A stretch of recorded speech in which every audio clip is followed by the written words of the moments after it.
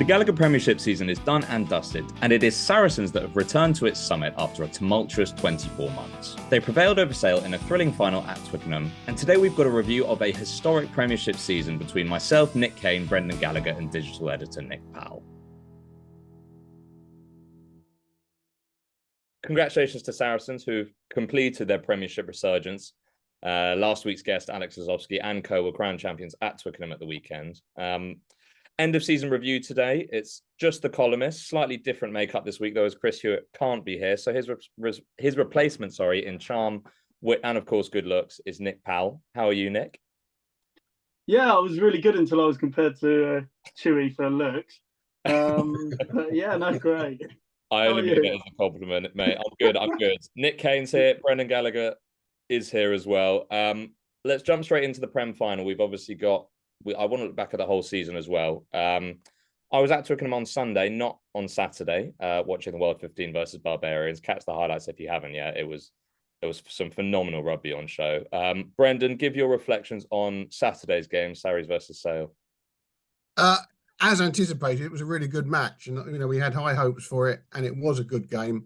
I always felt I predicted Sale. I was wrong on the day. It always felt like Saracens were winning it. And yet, when I reflect on it, Sale were 2 points up with 10 minutes to go and had a line out on the Sarries line. It could have been very different. They had an opportunity to win that match, and then Moro Toji did one of his sort of trademark turnovers. The right side won. I thought Owen Farrell was absolutely terrific. He gave us the full range of his game and some, and he played with a smile, and he didn't give the ref a hard time. It was a very good day for Owen Farrell in opposition to George Ford. And it was a unusually feel-good occasion on what's been a really difficult season for English Premiership rugby. I think that's a good way of putting it. People were hoping for a blockbuster classic. Nick Cain, I'll come to you first. Do you feel like this was up there with Prem finals? The last 3 or 4 have been absolutely phenomenal. No, I thought it was a really keenly contested game. And that's very, very good news from a Premiership point of view, because Sale looked like a side who could challenge Saracens down the line. So that's good news. It wasn't a classic. It was a very good game, though. It was a very good contest. And Sale gave Saracens a run for their money. They gave them plenty of trouble, particularly at the scrum. And Roebuck given sort of a very fortuitous cross kick by Akker van der Merwe, which came off the side, which he intended to chip down the middle of the pitch, but came off the side of his boot and landed perfectly for Roebuck, but he took his chance brilliantly. Malin's sort of matched the Sale pair, I think, for firepower. He's really come on this season tremendously, I think. And so overall, I thought it was a very good final. You mentioned Akker van der Merwe. It was a pretty good day for hookers, wasn't it? And I wanted to ask what your thoughts on Theo Dan's prospects of being included in the World Cup squad are. He came on, 10 minutes in maybe for Jamie George, went down early.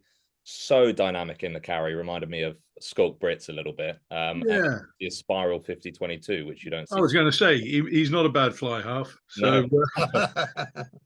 I think he's a guy with a lot of promise, and but I think he's still got, he had a very good game.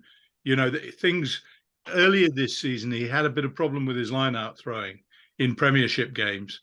And in this game, you could see, and this is what Saracens do, they improve players. They work on them and they improve them. And his line-out throwing, I think I'm pretty well right in saying, was almost fail-safe. So having to come on for somebody like George, with George's experience and also with the excellence of his line-out throwing, for it really to be pretty well seamless, and for what he did around the field as well. Yeah, very, he can be proud of his contribution, no question. Nick Powell, the sort of turning point in the game, well, not the turning point, but the nail in the coffin was Ivan Van Zil's try, which was overturned. And there was a little bit of debate in the commentary box because Luke Pearce was after conclusive evidence and maybe Austin Healy felt it was conclusive. and the others didn't. I can't exactly remember which way around it was. Did you feel that it should have been overturned? Yeah, it was a really interesting one because there was a very similar example with Wales Italy last year, but it was the reverse. So Wales weren't awarded a try initially. Then they looked at it, and from the footage, it looked almost completely clear that there's no way that he couldn't have scored. But the TMO didn't overturn it, and I think that is the consistency that should be applied ultimately. Never. However, it would be hard to see how he hadn't got over, but I just don't think there was enough evidence to overturn it. It's interesting that you mentioned the consistency, because that's exactly what Wayne Barnes alluded to when he came on a couple of weeks ago. Was it doesn't matter what the rules are, just be consistent with it. So, Brendan, what's your take there? Should it have been overturned? Do you know what? I watched the entire game. I'm struggling to remember that injury. Just talk me through it. I must have nipped out for a cup of tea or something. I'm struggling to remember that one. Van Zijl's try at the end. Exactly. Yeah. I've got no view on it. I really, I've got. No, I cannot remember it. I've definitely. Do you have any views on it? Yeah, I do. Yeah, I mean, it was interesting because in the first half, Van der Merwe's try went. I'm pretty sure went to the TMO as well, and it looked almost certain as if he had grounded it, but there was no actual footage to show that it was grounded.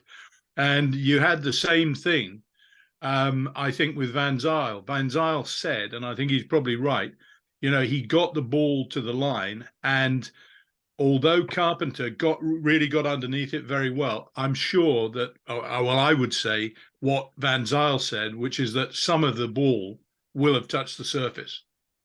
Not probably only just marginally, but I think it did. So, yeah, I mean, I think that Luke Pearce handled it really well, but it does just show that, the TMO, it goes back to the fact that they need more cameras and they need to use the technology. If they'd got a chip in the ball, they could have told, So these things, the technology's there, they need to invest in it and use it. Rugby's really lagged behind in that respect. Yeah, I do remember it now, and actually, I thought it wasn't a try. I thought there was enough Carpenter hand under the ball, and it's like the cricket catch, isn't it? When the ball splatters the fingers, and it's on the grass. Has it been grounded? Now, I think he had almost all his hand and fingers under the tip of the ball, but whether any of it went through, I don't know. Austin thought so, didn't he? It rolled. Whether there was evidence of that, I don't know. And the thing about I it wouldn't have given it. The angle of the ball, it rolled at one stage slightly, and that's when I think that people thought, that's a try. And Healy managed to persuade Ben Kay, who was very much in your camp, that it was a try. So listen, it's one of those moot points. Yeah, and it's certainly not being sweat over. I think the general consensus is the right team won, and that was a very, very marginal call that, to be honest, could have gone either way. Let's focus on the winners very, very briefly. Brendan, I'll come to you about this. Just talk a little bit about how this Sarries is very different. Obviously, some people would argue their previous Premiership wins are tainted under the salary, given the salary cap breach. Now we've got a Sarries team that is at the peak of its powers, and we know that they will be operating within regulations. But also, it is quite the story to go from zero to hero in the space of 24 short months. Yeah, I had a pop at writing about this on Sunday. I think it's an outstanding Premiership title. I think there was a sea change in mindset there. I think it was quite humbling what happened to Saracens, and I'm one of the guys who was quite sympathetic towards them. I thought they got quite a tough deal. They were trying to finesse a solution to an impossible situation that the whole system had put on salary caps. But it was humbling for them. They had to go back to basics. But they really, as often happens when you go down into the Championship, you rediscover yourself as a team. You get the passion back, the basics come back. And I also think they realised that, rugby life is quite short. And let's start enjoying ourselves a little bit more. Let's start expressing ourselves a bit more, because we are really good players. And sometimes we don't really show it. We just show that we're powerful, consistent, resilient. And let's show that we're also really skillful. I was very struck with something Alex Lazowski said last week. And he was sympathising with Wasps, wasn't he? And his dad was the former captain there. And he was saying, like, I know what it feels like, because other teams out there a couple of years ago were trying to get us. They were trying to finish us off, put us out of a job. I'm slightly paraphrasing what he said. And I suddenly thought, that doesn't go away, that feeling. That has been running for 24 months now. And, there comes a moment where you have to have that moment of fulfillment. And this season has been it. And this final was that final moment of fulfillment. And I can see them really becoming a top side again. The only caveat being Mark McCall saying that, the salary cap stuff that is now in place means they're having to lay off players, even, from this squad. So that's going to hinder them a bit, but I think they're really back on track. And I'd look out for Saracens next couple of years. I think they're going to do some serious damage. Are you saying that on a European level as well as well, certainly domestically, and I think they have it in them to get very competitive again in Europe. I mean, they lost at La Rochelle. They didn't play the right game plan, but they weren't a million miles away. And, La Rochelle are a pretty high benchmark. They're not that far away, Saracens. Nick, you mentioned Owen Farrell. He certainly one-upped his old mate, George Ford. Do you think that's him having one hand on the 10 shirt for England? And if not, is he at least a shoe-in for a start? Yeah, I mean, I guess on form, he's finished the Premiership season pretty strongly. He didn't have a great Six Nations, and he didn't have a good autumn. So I still think that it's not a done deal, but I do think he's probably in pole position. Incidentally, I didn't think that Ford played badly at all. I thought he played pretty well. Marcus Smith isn't in the mix at the end of the season because the Harlequins weren't good enough to be there. But he had his ups and downs this season, but he's proved that he can live and thrive at Test level. Certainly, if England managed to get a sort of a formidable enough pack, which they don't have at the moment. But I think that the fly half thing is still pretty open. But I think Owen Farrell has has taken a chance to make a statement. Nick Powell, what's your take on not the Ford Farrell debate or the Ford Farrell Smith debate, but the fact that Farrell seems to be at the peak of his powers with Saracens, and to be honest, that's been the case for a decent chunk of this season, and then that's not been translated to his performances in an England shirt. Is it to say that he's playing more unhinged at Saracens, or without a leash around his neck, so to speak? Well, I think Steve Borthwick and anyone who's supporting England in the World Cup can be hugely reassured by what they've seen in the last few months of the season, in particular in the playoffs and especially in the final. Fundamentally, a lot of I would say the top four Premiership teams, top three Premiership teams had this year, was a real command of the basics, an ability to play in all conditions. And in the final, what you saw was, there were more mistakes than you would see in a Champions Cup final, but you saw two teams that could move the ball around well in attack, who were disciplined, and led by two fly halves who really had a command of the game. And so I think you've got 3 months now looking into the World Cup. That is a huge amount of time. We've seen loads of teams take huge strides in that period when they've been able to be together, working towards a game plan in time for the tournament. And whatever route or direction Steve Borthwick goes in, he would do well to pay attention to the way the top three sides have played this year in the last 4 or 5 months in particular. I think that's really interesting. It reminds me of something that I think it was Elliot Daly, and I'm paraphrasing as well now, but he said something along the lines of referencing the loss from last year, that feeling of when you don't play any rugby and you play the sort of kick territory game, the strong up front game without the expansive rugby necessarily, and losing anyway. And Brendan, that sort of rings true of England a little bit lately, and certainly the England performance against France or Ireland, where they didn't really take it to them. Do you think that's a mindset that could be transposed into the England setup as well, since it's worked so well for Saracens? You'd hope so, wouldn't you? I mean, something's got to change a little bit with England. They've still got some really good players at their beck and call, who we know under different circumstances can play. And I'm loath to use the word expansive game. That always gives the wrong impression about barbarian style rugby. It doesn't have to be expansive; it just has to be attacking, fast, fluid, directed. So yeah, I think England could well, they must. They have to go down that direction to a certain extent. It's just how difficult it is to wean themselves away from a slightly more conservative game. But as Nick says, 3 months it's going to be an endless camp, isn't it? And you've got, for once, these World Cup warm-up matches for England are actually going to be really worthwhile. I mean, I always get a bit fed up with them, and they can be a bit tedious, but England have got a lot on the line in those warm-up matches. That they, everybody's going to be flat out who gets picked.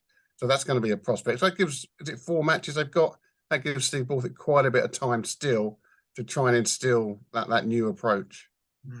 Well, that gets me thinking, and I think you men are in a much better position to answer this than me, but have England ever been in a situation this close to a World Cup where there are fewer guaranteed starters, so to speak? Probably. But you'd struggle. I mean, 2007, I think that was the year I was thinking of as well. There was pretty much a state of flux, I think. Look, I just wanted to make one point regarding the Premiership, and it's pertinent to England as well. England's defence was poor. They shipped a lot of tries. Now, I feel that is a reflection of the Premiership. So we've got all this rah flag waving about what a great spectacle, great games, and so on. And there was some good attacking rugby, but it always has to be measured against defence. Now, I'd say that there were 3 teams with a good defence. I'd say the 2 finalists, Saracens and Sale. Old Wolfpack thing came good for Saracens, particularly against Northampton, where they shut them out, and at the end of the game against Sale. The guys who came on, Taylor and Hunter Hill, they put in a pretty prodigious sort of 15 minutes or so. But my real issue is that I think that there are 3 teams who are defensively probably better than sound. They're good defensive sides. They're Sale, Saracens, and Leicester. The rest are not at the races. The rest of the Premiership are like a bloody leaking ship. So that's my take on it. And England need to take their lead from the 3 teams, who've got good defences, because the World Cup will not be won by playing basketball rugby. No. What do you feel the causality is there?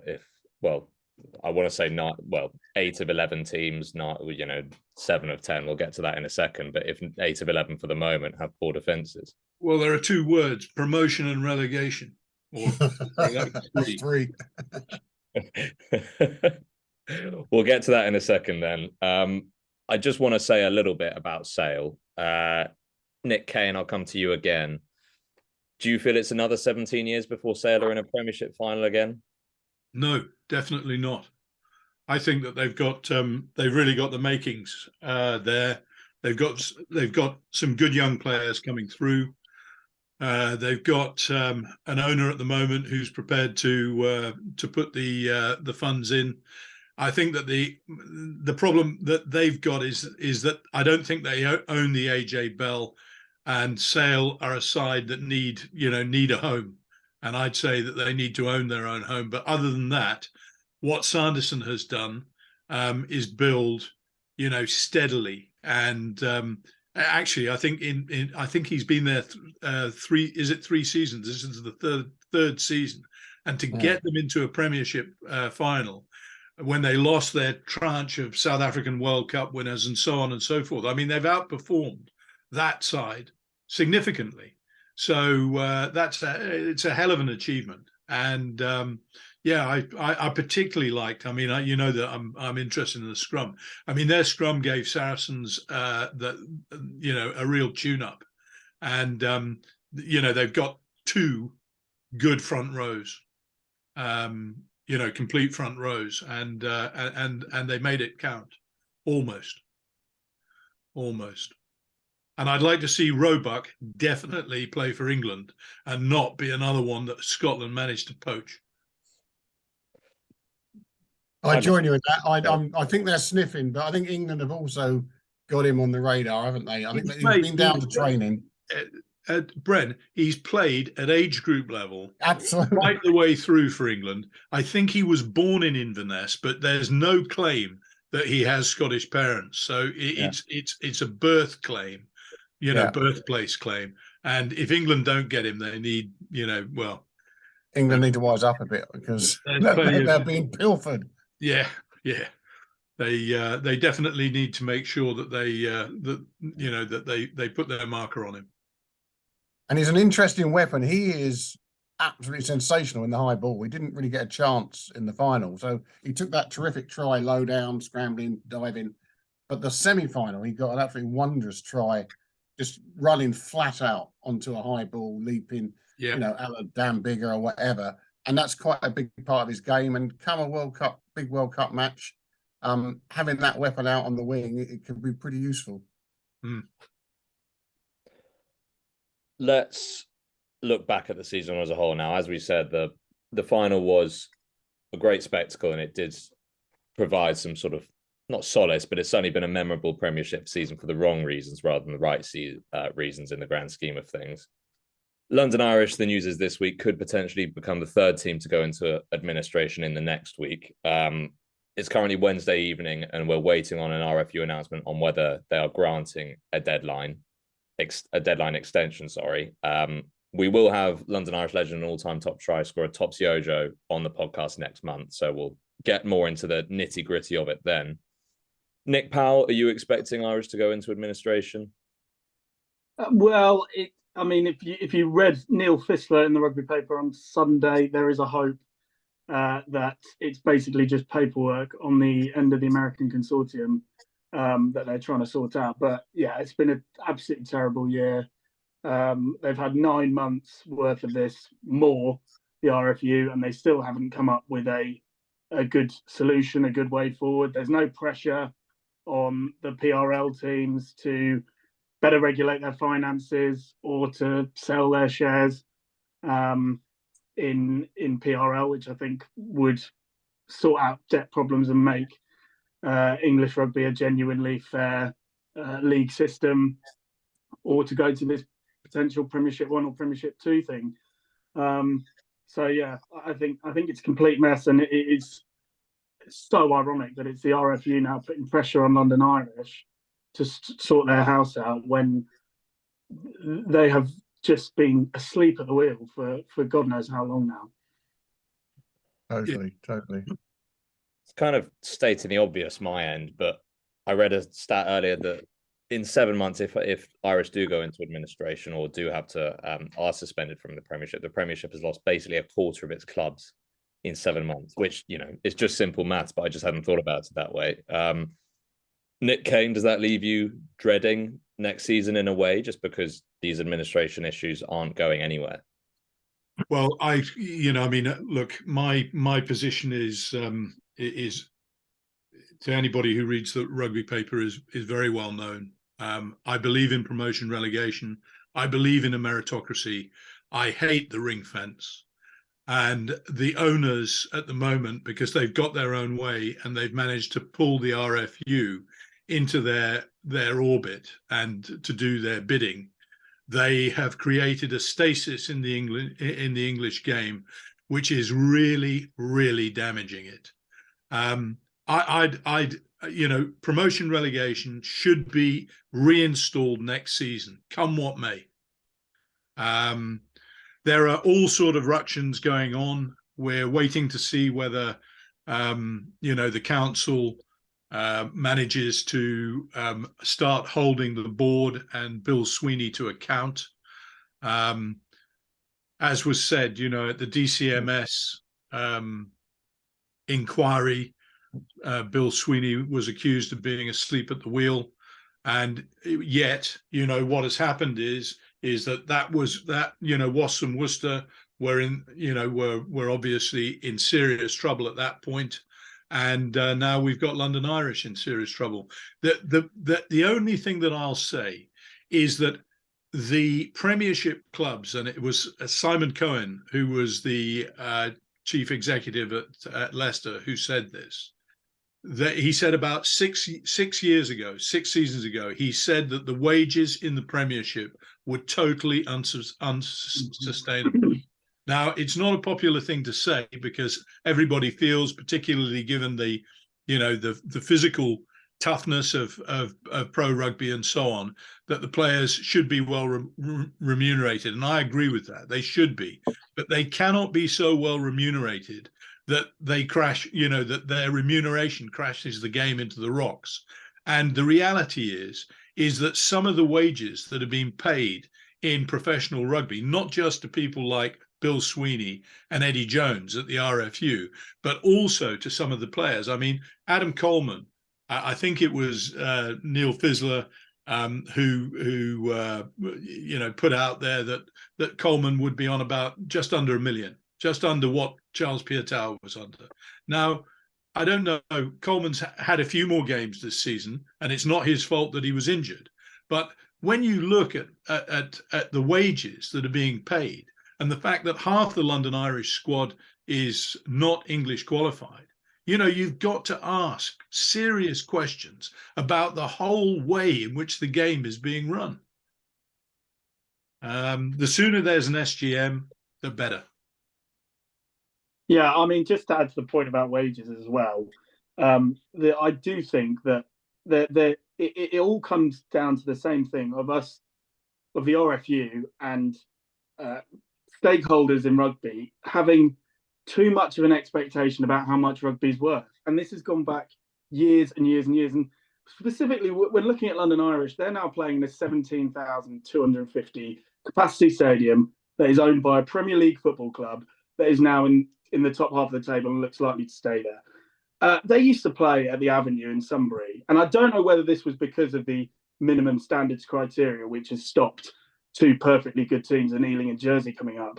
But they played at the Avenue in Sunbury. They got, I looked it up today, an average of 3,282 in 97-98, 4,000 the following year. Then they moved to the Stoop, 3,900.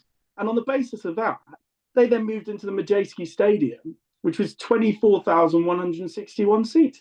And you look at the clubs in the last 25 years, and since the professional era, that have gone bust. Other than Worcester, where you had no financial regulation of people basically trying to ransack the club of all its assets, London Scottish, made to play at the Stoop, went bust. London Welsh, made to play at the Kassam Stadium in Oxford, went bust.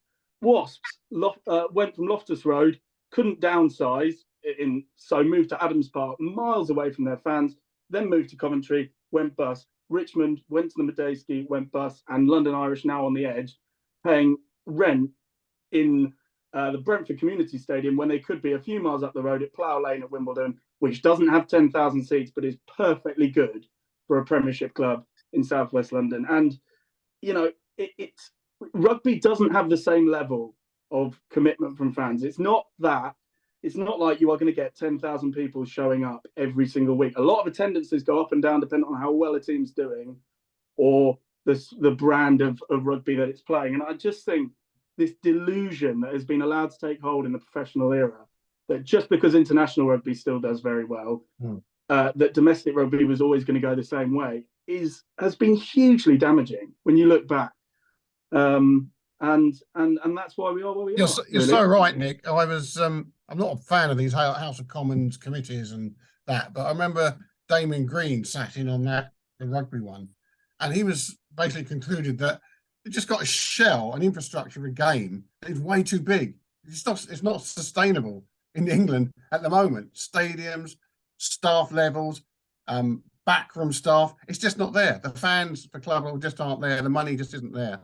And some, I don't know when that message is going to get through and how it can get through, but it has to get through. And this then comes into the promotion and relegation thing, like you say. Right. Who says you have to have a 10,000-seater stadium to come up to the Premiership? There's no logic in that. There's no sense in that. Luton Town are playing Premier League football next year with 10,300 seats. Yeah, and Bournemouth before them exactly the same. It's shocking. It's absolutely what's happened in rugby union on the RFU's watch is absolutely shocking.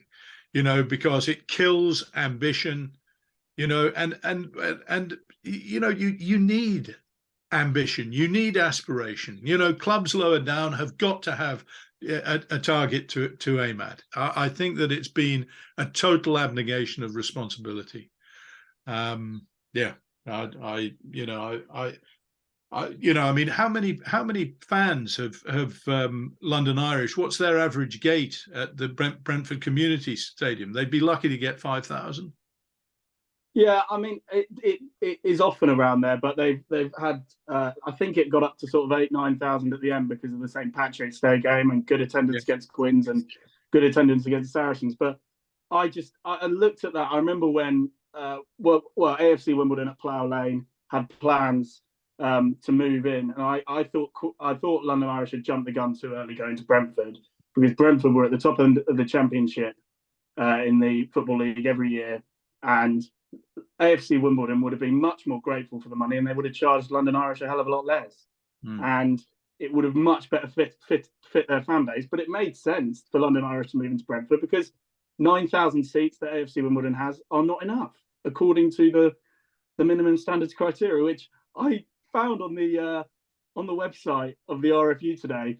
The first line of the page of the minimum standards criteria says they are part of the vision of the RFU to achieve a successful and thriving game across England.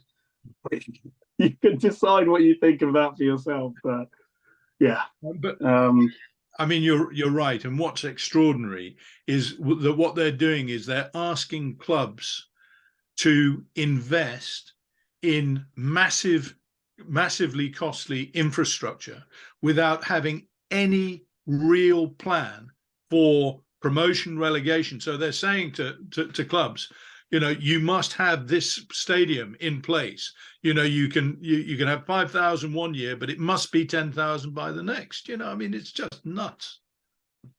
Yeah, and they talk about wanting financial sustainability, but if they're not allowing someone to have a 5,000-seater stadium or a bit less than that, and then progress slowly towards 10,000, which, as we've all said, I don't think we need anyway. But so what would be better for them then? Would it be better if Ealing moved into, I don't know, Wembley Stadium, a couple of miles north, because that's got 10,000 seats straight away? Well, Ealing have to be a viable financial club.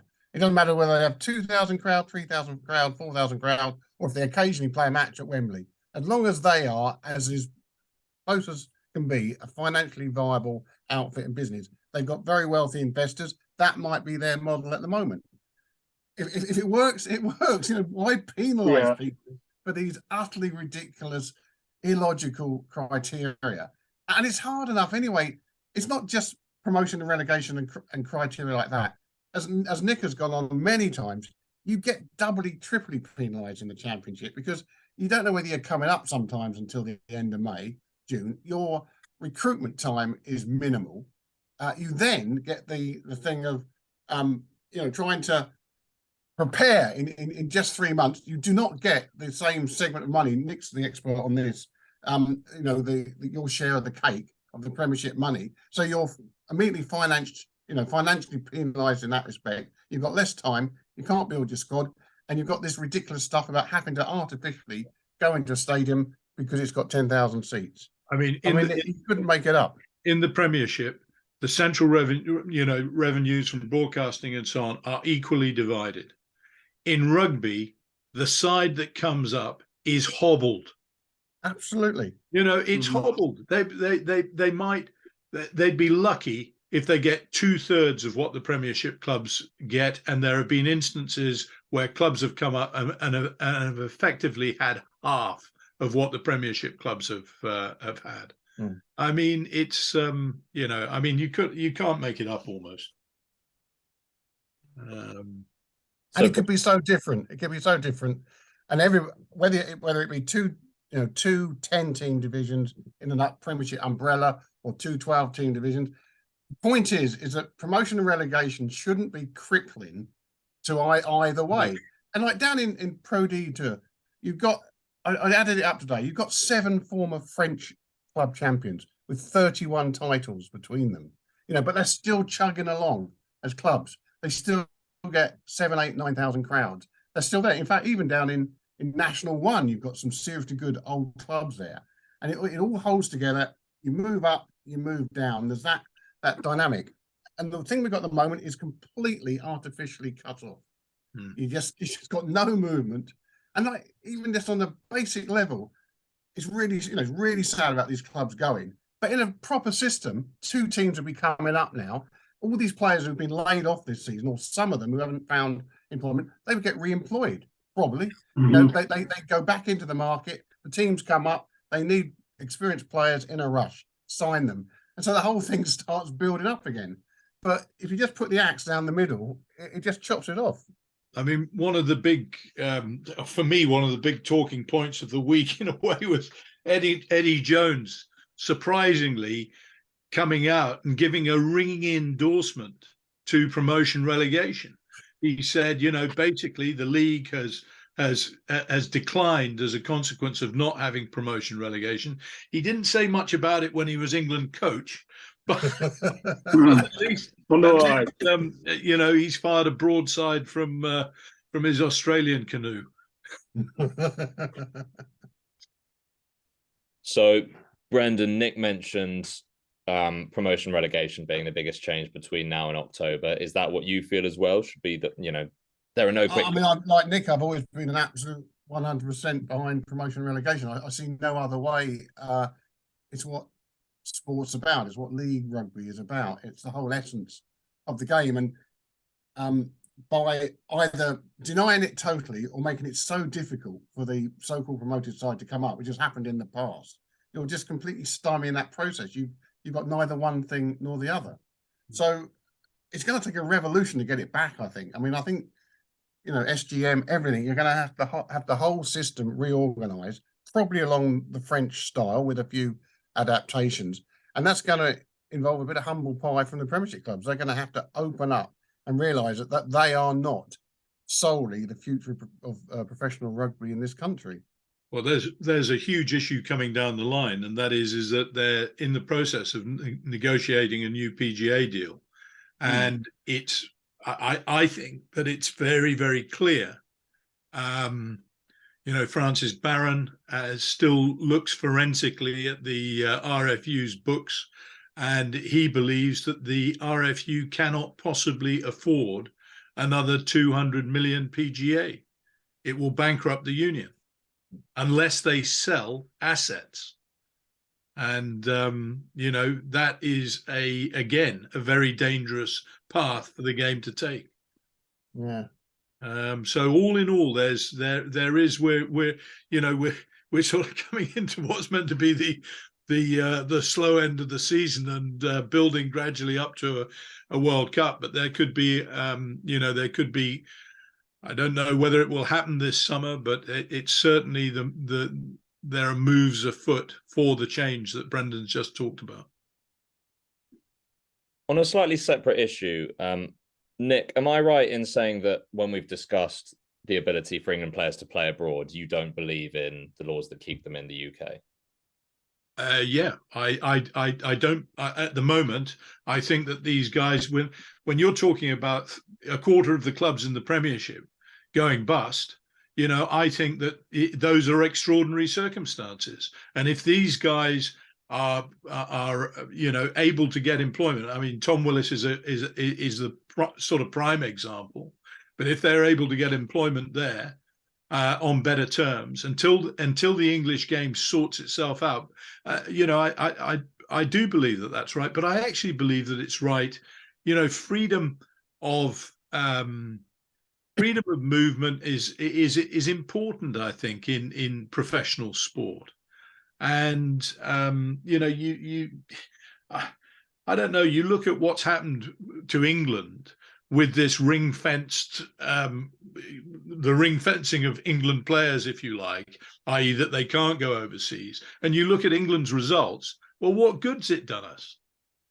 You know, the RFU have paid a fortune for a PGA, and their performances have declined. So you might just as well, instead of having all this, this overblown training camps and weeks and so on and so forth, you might just as well go back to the RFU regulation, which says, okay, you've got the players during the international window, and that's it. So I do agree with you, but just to play devil's advocate, how does that align with the convalescing of the Premiership? If you're saying to the Premiership's best English players that they can then go abroad, and you don't have those star attraction names that we've already spoken about, the struggles of ticket sales and putting bums in seats to do that. I mean, I'm sort of intrigued by this, because you look at the end of World Cup cycles and the fact that the All Blacks usually sort of lost about, the best part of a team and so on and so forth, and their system kept on producing the new stars, and so it goes on. And one of the things that I think we're much too fixated on here is the idea that those stars of the game are absolutely, they're sort of cast in bronze. They're not. They're guys who have performed particularly well, but there are young players coming through all the time, and they need to get their chance, and they need to have their head and show us what they can do. And indeed, many of them are doing that. One of the things you look at is that the England under-20 side has also fallen off, and there are serious questions about whether the academies are bringing through enough players. I mean, there are all these issues, and they're all coalescing in a sense, but the idea that the Premiership can't thrive by bringing through young stars, new young players, I think is wrong. And some people who've been bought in at huge salaries from overseas and have kept English players out of the Premiership, frankly, haven't been worth the money they've been paid. And here's the other thing, Nick. I did a bit the other week. I got Stuart Farmer to give us a list of the players who played 1,000 minutes or more in regular Premiership rugby. And it was 76. And 3 of them, I think it was, were what you call England squad players. I think there was Joe Marchant, Ollie Hassel-Collins, might have been Joe Marler. I can't remember if Joe was in some of the early squads. So you do all this ring fencing of the players, but they're not actually pumping up the club game. They're not there week in, week out. They're just there occasionally, so it's all self-defeating when you look at it. Yeah, I think all very, very valid points. I am going to draw a little line in that discussion to come back to, hopefully when we have Topsy on next month. To lighten the mood before we finish, let's focus back on the rugby rather than the off-field issues. And I'm putting you all on the spot with a player of the season, a moment of the season, and a surprise or breakthrough player of the season.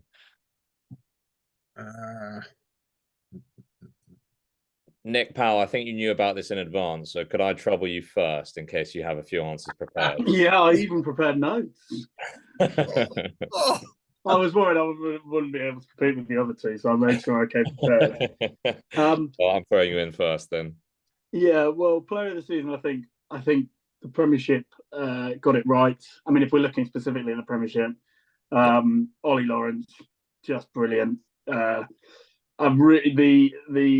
sort of revolution, the Van Graan revolution at Bath would not have taken off had it not been for Ollie Lawrence arriving.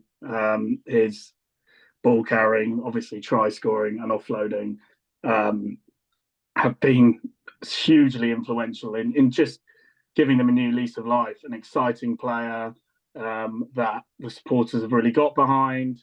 And the one single positive that he hasn't helped, that has come out of the awful stuff that happened to Worcester has been that he's been able to help Bath really rediscover their mojo and hopefully progress forward from this. And it was just capped it off perfectly that he obviously got them in the Champions Cup at the end, although having more than 3/4 of your teams in the Champions Cup is a little bit ridiculous. But again, that was part of the last segment, so I won't go into that. Brendan or Nick Cain, can I trouble you for a player of the season? Player of the season. First of all, I'd endorse what Nick said there about Ollie Lawrence. I think he's been absolutely superb. And if you were trying to narrow me down for a moment of the season, he scored a try. I think it was away at Sarries, and it was disallowed. And it was one of the best tries I've seen for a long, long time. And it was absolutely superb. And it showed everything he had: power, pace, step, vision, everything. Anyway, apparently it got called back for some forward pass about 100 yards down the pitch. And that was a moment. But my player of the season is Ben Earl, who I haven't always been an out-and-out fan of. I've always thought for a while, Tom Curry's ahead of him. And I've always failed to fully appreciate what a really good player Ben Earl is.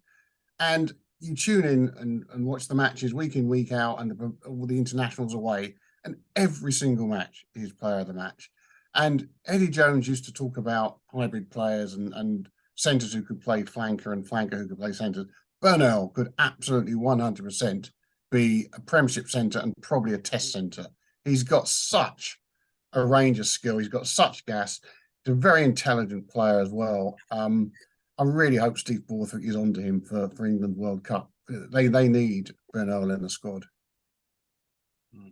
Probably the team. I think he'll be in the squad as a centre rather than a flanker. I think it's a possibility. I'd love to see it. I would love to see it. You put it forward as a suggestion, didn't you? And I put Sam Simmons. For Freddie Stewart at 12. I put Sam Simmons forward as a suggestion for 12, which would also work. But I think Ben Earl is a better candidate now, arguably, especially as he can't seem to break into the back row for God knows what reason. Nick, who's your player of the season? Well, I suppose it's a difficult one, because I don't think that I don't want to leave Saracens out of the picture in terms of player of the season, because they were such a dominant side. I mean, they were at the top of the table almost from start to finish. And obviously the player, Bren's gone to Ben Earl, but the player who has had to step in, and it's just sort of typical of the way that they do things, is the bloke who's retiring, Jackson Ray. And in terms of contribution, not just this season with Billy Vunipola out. So during the critical part of the season, the crunch part of the season, Vunipola has been out and Ray's come in and filled up, filled the hole in a different way, but has been exceptional, really. Young players, we've already talked about one of them, and that's Roebuck. And some of the tries, the try that Brendan referenced, where he took the ball on the full, was spectacular. And those are the sort of tries that that set people apart. I mean, it's a pity that really Henry Arundel has not had enough game time, either, funnily enough, at Irish or for England to really sort of cement his place as as the main firework. But Roebuck certainly stepped in, and the other lad, Carpenter, I thought at fullback, I thought to come from nowhere, to come from the lower reaches to produce the sort of to bridge the gap, if you like, so quickly and be so effective was very, very impressive.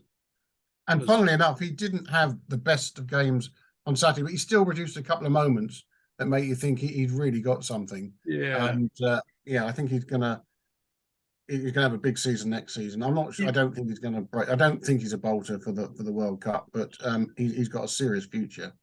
No.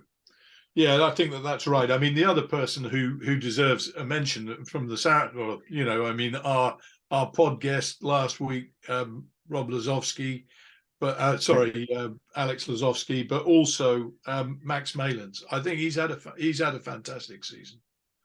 And after being jettisoned, he's shown for Saracens what he's capable of.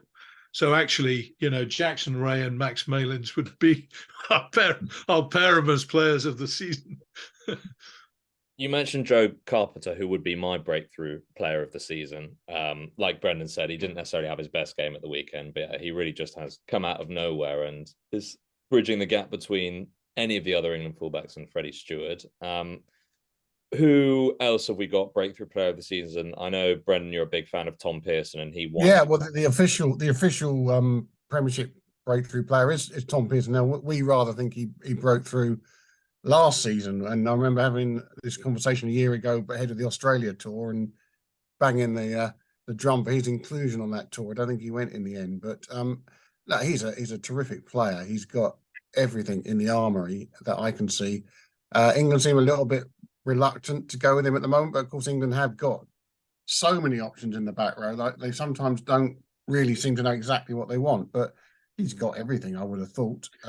If Irish go, and we hope they don't, if Irish go, there will be a long queue to sign Tom Pearson. Yeah.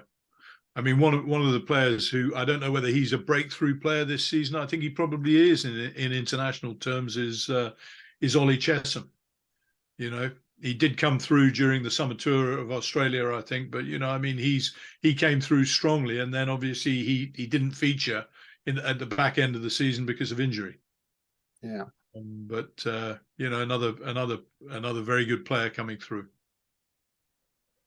Nick, round us off.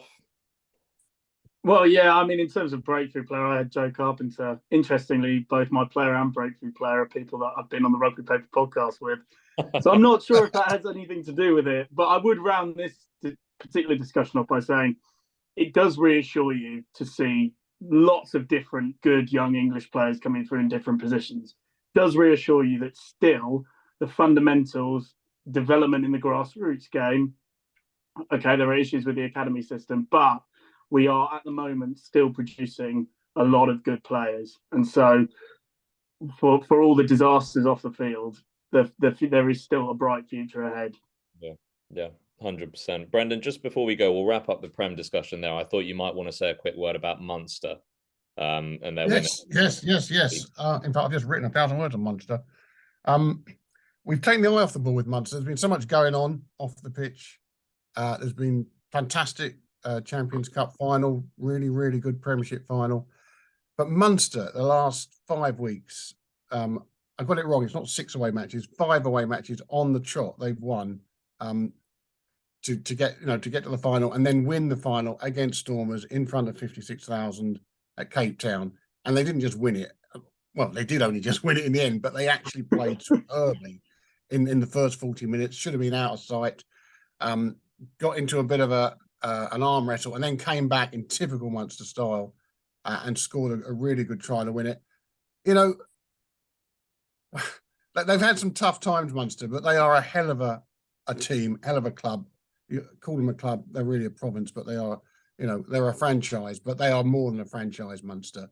And you know, all the attention's been on Leinster in Ireland, and they are a great team, Leinster, and they have great players, but you want a bit of that Munster dog in the Ireland setup, especially come the World Cup. And I've got a feeling that a strong Munster could be a strong Ireland. So I was delighted to see it. They really won that the hard way. It was a really good final. In fact, it was a really good day's rugby Saturday. So fair play to Munster. They dug that one out and they thoroughly deserved it. They've done everything the hard way in the past 2 months. 5 games away from home in a row to win the title and 4 games in South Africa since the start of April, which is very typical of Munster, isn't it? Yeah. What a May it has been for Munster fans as well. I mean, you know, winning an away quarter, semi and final and watching Leinster lose the Champions Cup final. I mean, you cannot, if you're a Munster fan, you cannot beat that.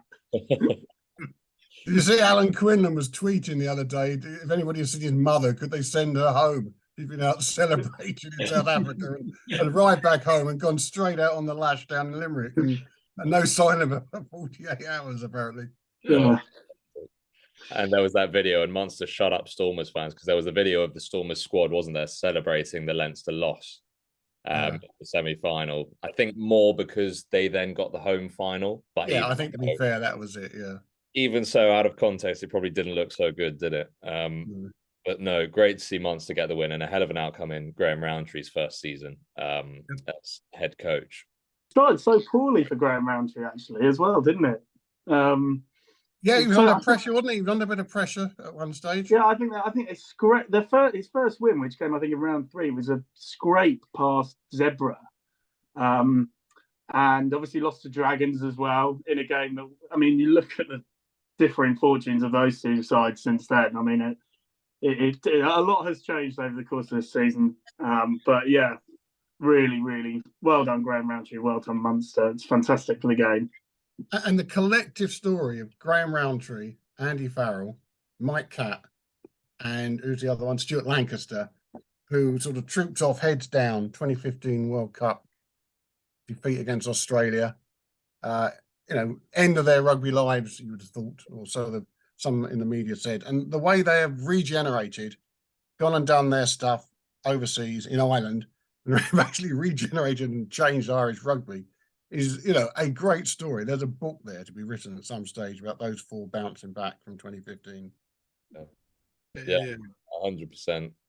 Although Stuart Lancaster, his head might not be quite as high as the others right now, to be fair. He's had a tough while, but he has done great things at Leinster. He hasn't got the silverware that perhaps, they've had a little bit a couple of years ago, but he has done great things. He has forged great players, or helped forge great players there.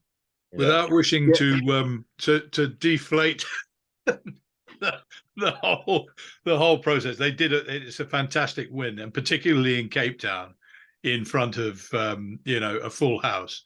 That winning in South Africa is never easy. We know, never ever easy, for a whole multitude of reasons, and they did it, and more power to them.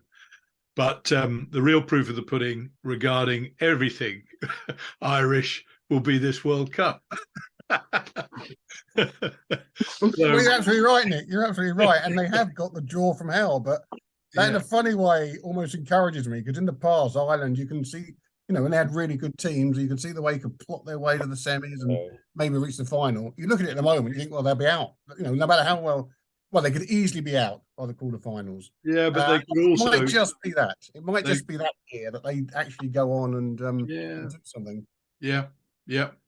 Definitely on the cards, I would say.